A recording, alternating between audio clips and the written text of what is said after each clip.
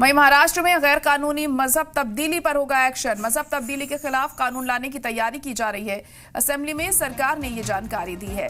धुले में गैर कानूनी चर्चों के खिलाफ जांच होगी। गैर कानूनी चर्चों के खिलाफ होगा एक्शन।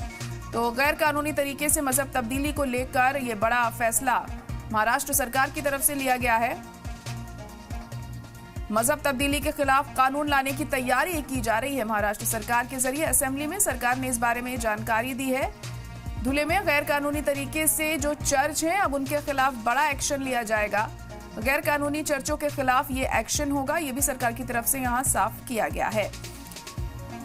तो गैर कानूनी तरीके से जो मजहब तब्दीली की जाती थी, उसको लेकर बड़ा कदम यहां उठाया जा रहा है। महाराष्ट्र सरकार ने इस बारे में जानकारी दी है असेंबली में। धुले में गैर कानूनी चर्चों के खिलाफ ये जांच अब की जाएगी।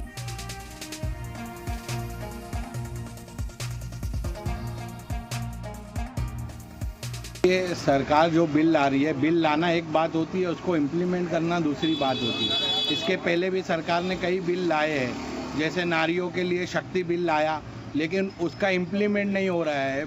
अपराधी बेखौफ रेप कर रहे हैं, अपराध कर रहे हैं, महिलाओं पर अपराध हर दिन हो रहे हैं, लेकिन उसके ऊपर इम्प्लीमेंट नहीं हो रहा है सख्ती से। आज ये दो धर्मांतर का बिल लाने की बात कर रही है महाराष्ट्र सरकार। इसकी ज़रूरत क्यों पड़ी? क्यों ऐसा लग रहा है? कल तक के कोई ना कोई कारण देकर मस्जिदों और मदरसों को तोड़ा जा रहा था, अब चर्च की बारी आ गई है। अब किसी ना किसी कारण को लेकर चर्च के ऊपर कोई गाज गिरेगी, आगे बुद्ध विहार की होगी, फिर आगे चलकर गुरुद्वारे की भी होगी। मैं सरकार को ये कहना चाहता हूँ, कोई भी कानून बनाए तो उसको सख्ती से इम्प्लीमेंट किया जाना चाहिए और एक धर्म विशेष के खिलाफ कानून ना बने।